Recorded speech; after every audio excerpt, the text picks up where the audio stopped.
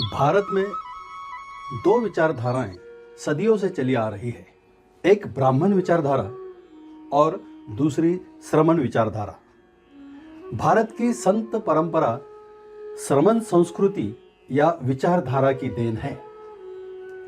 श्रमण संस्कृति मुख्यतः चारवाक बुद्ध जैन से शुरू होती है, जो नामदेव, चोखामेला, बुल्ले शाह, नानक, तुकाराम आदि संतों और समाज सुधारकों द्वारा आगे बढ़ाई गई और सदगुरु रैदास और कबीर के माध्यम से परवान चढ़ गई।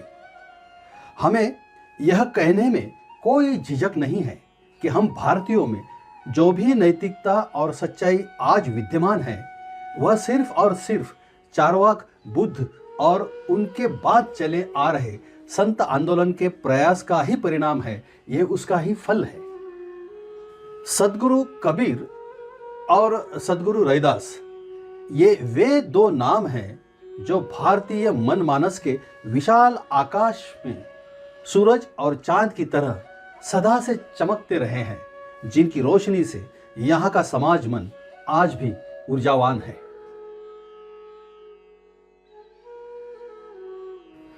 आइए आज बात करते हैं क्रांतिकारक महान संत और समाज सुधारक सदगुरु रैदास या रविदास की। बेगमपुरा शहर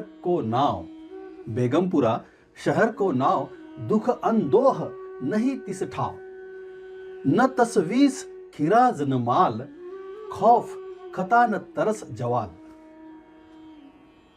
गुरु रविदास जी उस समय की सामंतवादी, ब्राह्मणवादी, जातिवादी व्यवस्था को देखते हुए बहुसंख्यक वंचित, उपेक्षित वर्गों की दमनीय स्थिति महसूस करते हुए, साथ में स्वयं उस शोषणकारी व्यवस्था का शिकार होते हुए महसूस करते हैं कि कोई ऐसी जगह होनी चाहिए जहां गम न हो, यानी बेगमपुरा।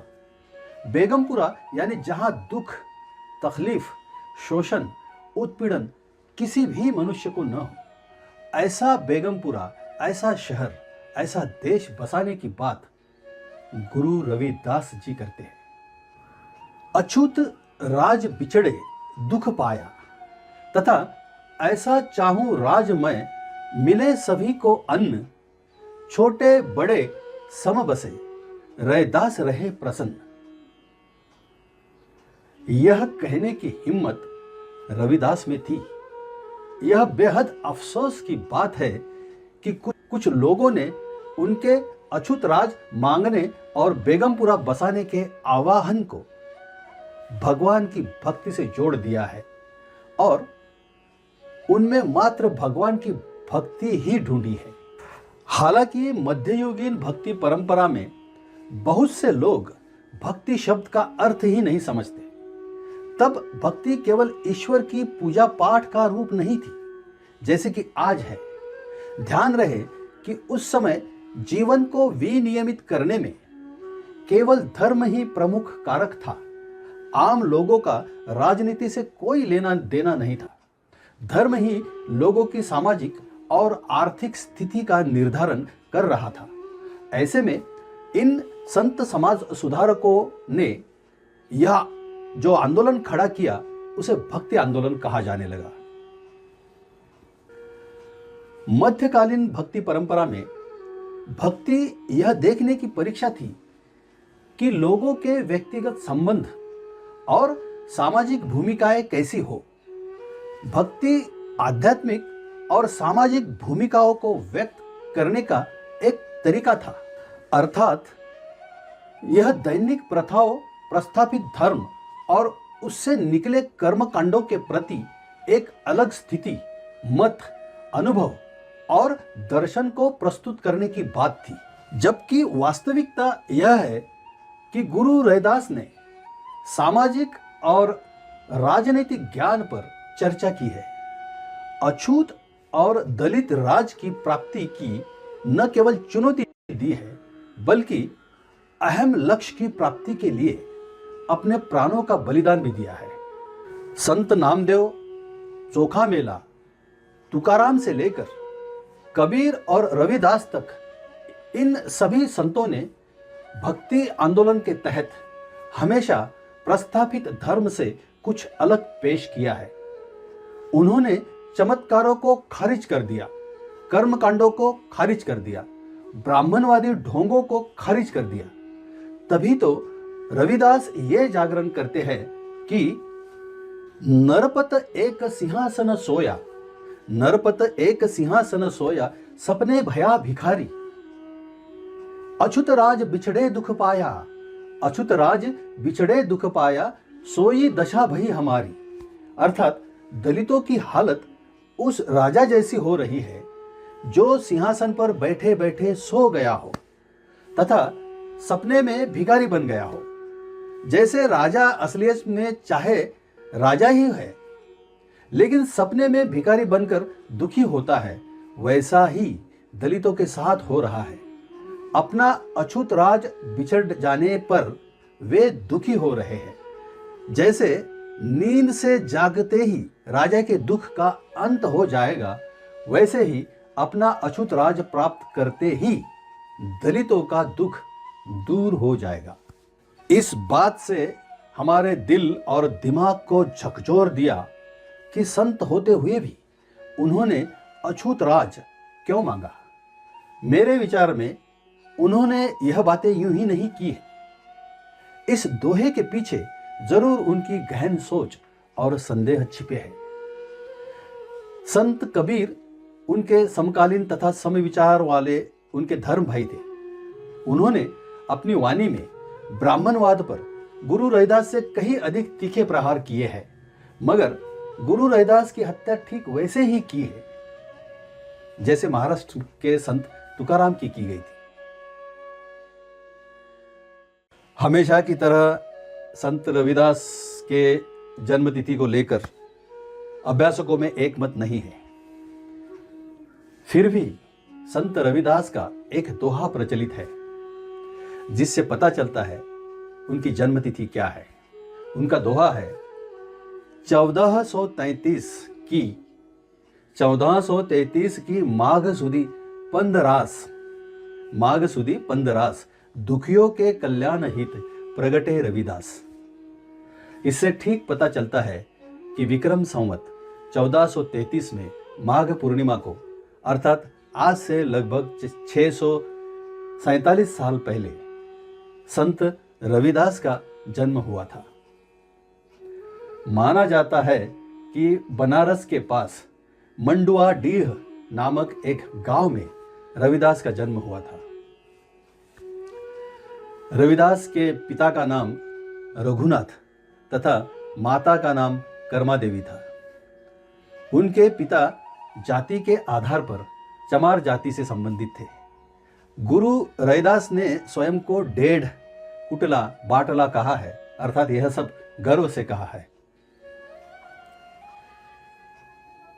उनकी पत्नी का नाम लोना देवी था। उनके नाम का मंत्र दुहाई लोना माई की छू आज भी उत्तर भारत के घरों में बच्चों की नजर उतारने के लिए बोला जाता है। माता लोना ने गुरु रविदास का हर कदम पर साथ दिया। उनके एक पुत्र भी थे जिनका नाम विजय दास था। होश संभलते ही रविदास को अपने समाज के साथ हो रहे अन्याय से दो चार होना पड़ा। उनको भी वे सब कष्ट सहने पड़े जो एक शूद्र अथवा अछूत को सहने पड़ते हैं। इन्हीं अन्यायों ने उनके भीतर विद्रोह की चिंगारी प्रज्वलित की। उसी समय में उन्हें काशी में ही सदगुरु कबीर का साथ मिल गया। इन दोनों महान क्रांतिकारी संतों ने मिलकर तत्कालीन धर्मों की कुरीतियों पर प्रहार किए और समस्त समाज में एकता और भाईचारे की लहर जगाई। आज भी उनके शब्द गुरु ग्रंथ साहिब की वाणी के रूप में गूंज रही है। संत रविदास को रामानंद का शिष्य बताया जाता है, जबकि उनके वास्तविक आध्यात्मिक गुरु कबीर साहेब जी ही है। यह आश्चर्य की बात है कि केवल सदगुरु रविदास ने ही लोगों को धर्म दीक्षा देकर अपना शिष्य बनाया है। गुरु रविदास भारत के अनेक स्थानों पर अपना धर्म प्रचार करने के लिए गए। यहाँ तक कि हैदराबाद में एक संत रैदास कुंड भी पाया जाता है तथा तिरुपति मंदिर के पास भी इनके नाम का कुंड बना हुआ है।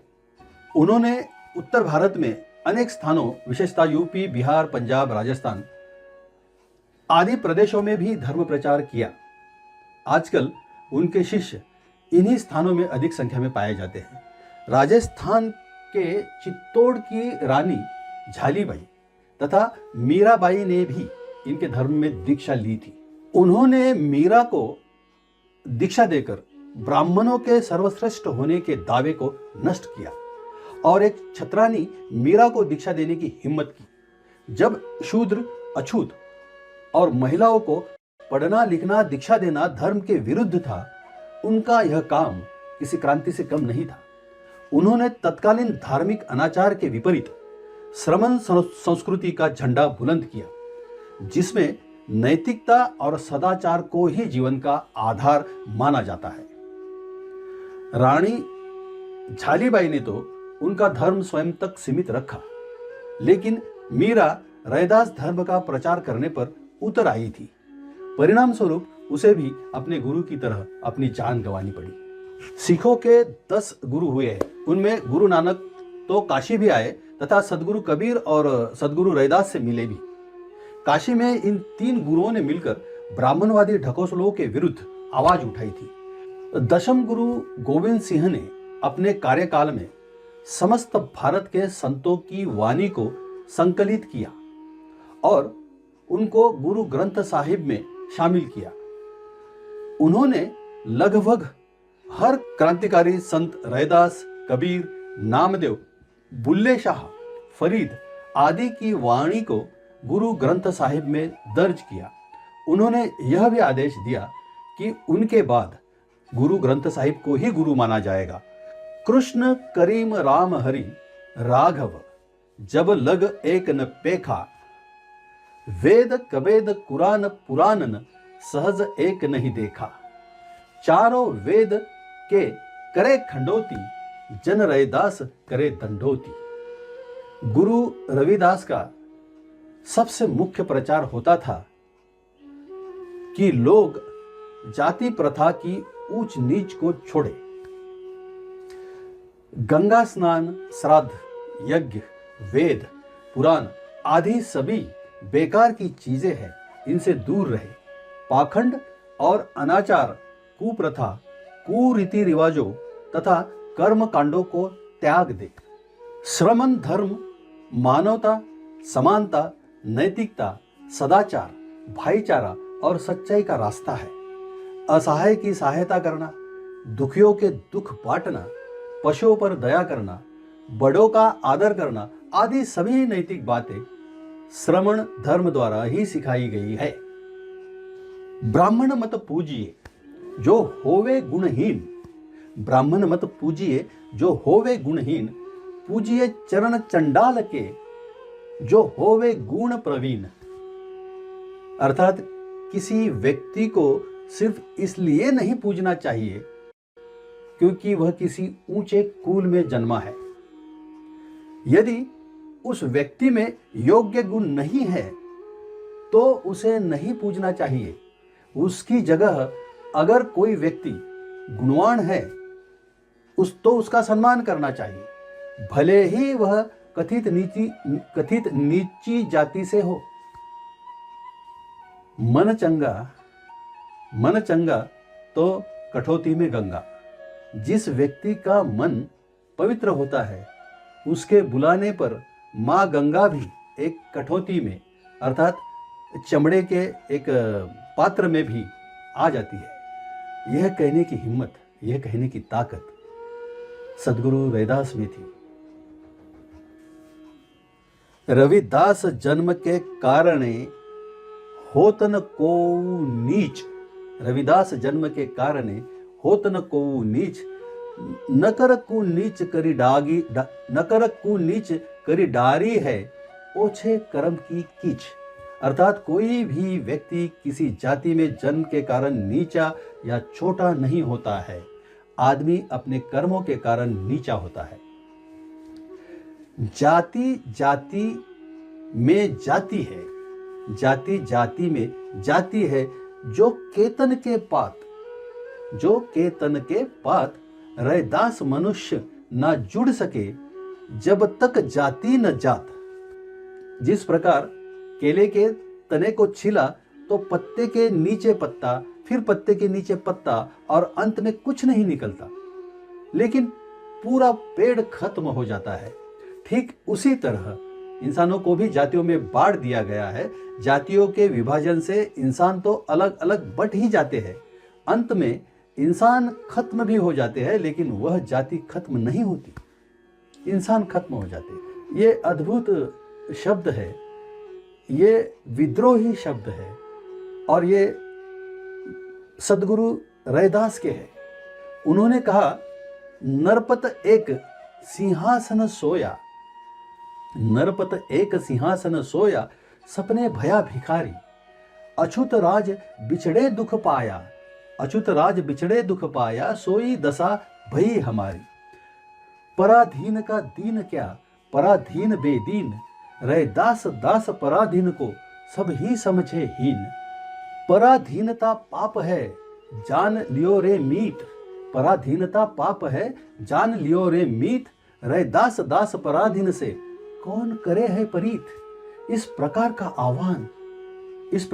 आह्वान पहाड़ों की गुफा कंदराओं में बैठे मोक्ष की प्राप्ति की तपस्या करने वाला ऋषि या कोई साधु नहीं कर सकता। ऐसा आवाहन मात्र आजादी के परवाने, विद्रोह के सिपाही ही कर सकते हैं।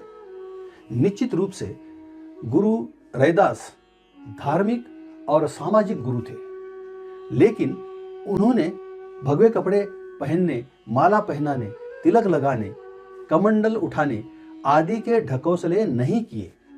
उन्होंने धर्म के नाम पर किए जा रहे अनाचार के विरुद्ध आवाज उठाई।